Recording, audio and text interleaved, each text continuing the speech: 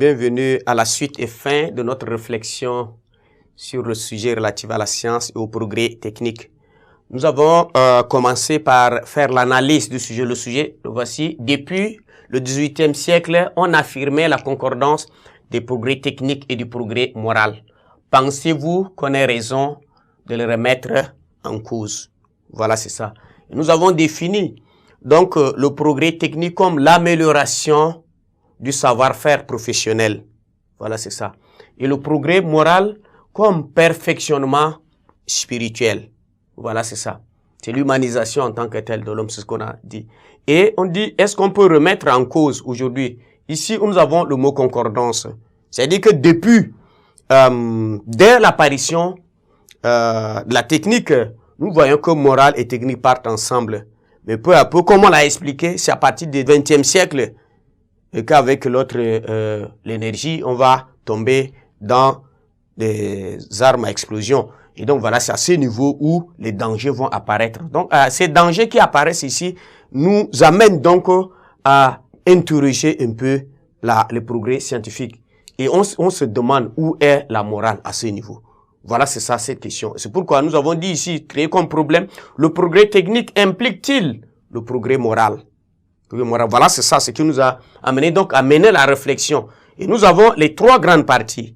Premièrement, dans le développement, nous a dit que vous devez d'abord essayer de faire mention des conséquences positives du progrès technique, puisque nous avons dit depuis le XVIIIe siècle, le siècle des Lumières, progrès technique et progrès moral vont de pair.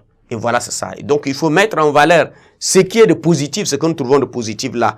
Et après, ressortir les dangers qui amènent donc à remettre en cause le progrès technique. Et enfin, il faut concilier, sinon réconcilier. Puisqu'avant ils étaient ensemble, c'est pourquoi on a préféré le terme réconcilier, le progrès technique et le progrès moral. Puisque c'est l'homme, la technique c'est l'émanation de l'homme. C'est le génie de l'homme qui le pousse donc à pouvoir faire cela. Il ne faut pas que cela tourne là. Et donc, comme nous avons énuméré un certain nombre d'idées, d'exemples ici, il va falloir maintenant introduire le sujet. Puisque nous avons, il faut tout faire avant d'introduire, comme on a dit.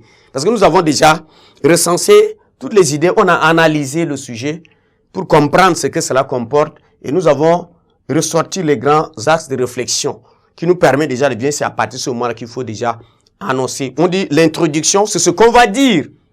Et donc voilà, c'est ce qu'on va dire là qu'on peut annoncer. Lorsqu'on n'a pas d'idée, on ne peut pas introduire puisqu'on ne sait pas encore ce qu'on va dire.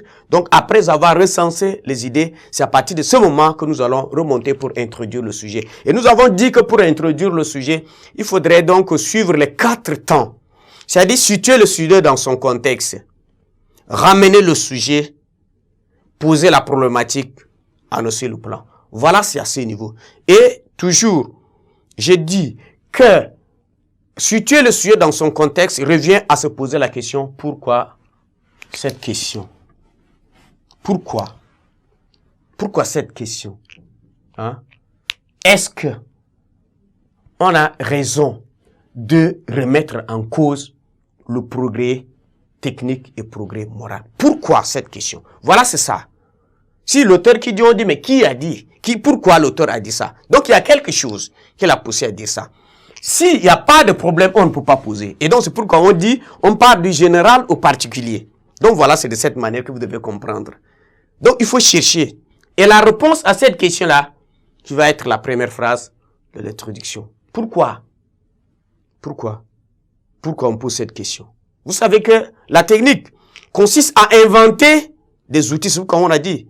C'est l'amélioration pour rendre plus efficaces les activités humaines ou créer de nouvelles activités. Hein? Incidemment, c'est pourquoi vous devez comprendre que des outils peuvent contribuer au développement scientifique et tout ça. Hein? Comme tel, le fruit donc disons la technique n'est que le fruit de la science. Puisque c'est la réflexion qui a amené l'homme à savoir que qu'est-ce qu'on peut faire pour faciliter la tâche de l'homme. Donc, penser au bien. Nous avons dit que la morale, c'est une science qui enseigne le bien à éviter le mal. Et donc, sans morale, on ne peut pas arriver au progrès technique. Vous voyez, c'est à ce niveau. C'est ce qu'il faut comprendre. Hein? Toutefois, vous savez que l'effort croissant, vous savez que le progrès technique semble enfreindre à un certain nombre de valeurs morales.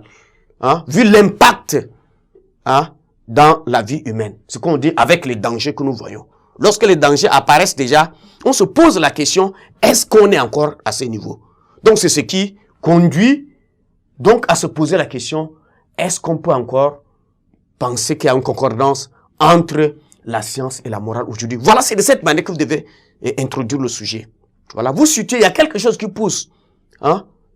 Vu le danger que court maintenant le monde par l'intervention de la technique et tout ça, donc voilà, c'est ce qui amène à se poser la question, où est la place de la morale à ce niveau? Hein? C'est cette question-là qu'on s'est posée.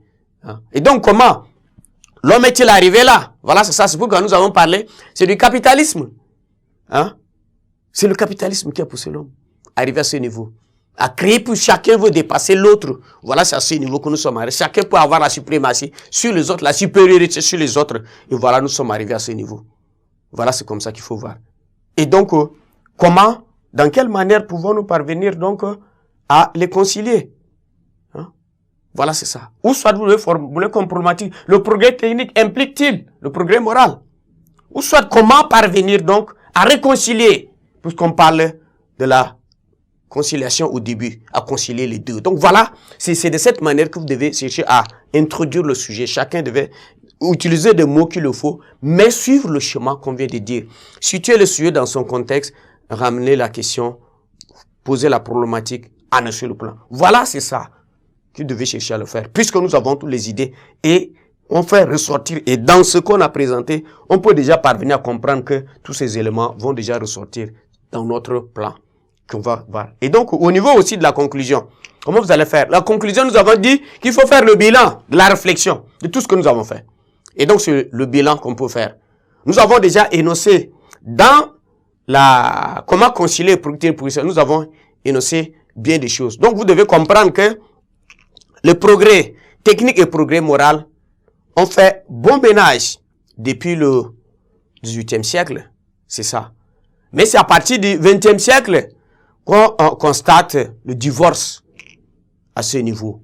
Hein? Divorce à ce niveau. Il y a déjà, il se crée entre eux un peu de distance. Hein? Compte tenu de l'égoïsme de l'homme. C'est pourquoi nous sommes arrivés à ce niveau.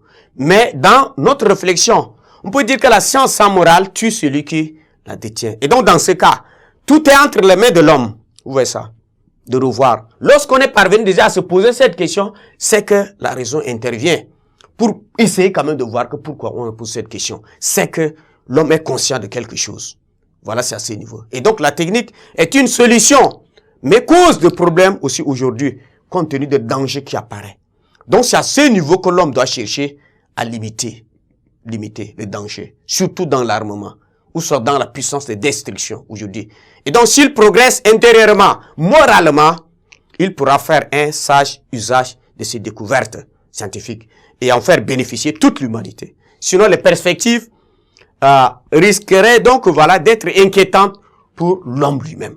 Donc voilà, c'est le bilan seulement qu'on peut faire de notre réflexion, puisqu'on a évoqué ici les facteurs positifs, les dangers, et nous avons trouvé la conciliation entre les deux. La conclusion, c'est déjà le bilan. L'introduction, c'est on va dire.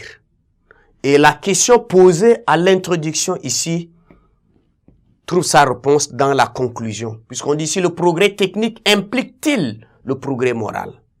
Où pouvons-nous vraiment concilier progrès technique et progrès moral? C'est-à-dire, où réconcilier? Puisque avant, ils partaient ensemble, comme nous l'avons dit, tout est l'émanation du génie de l'homme.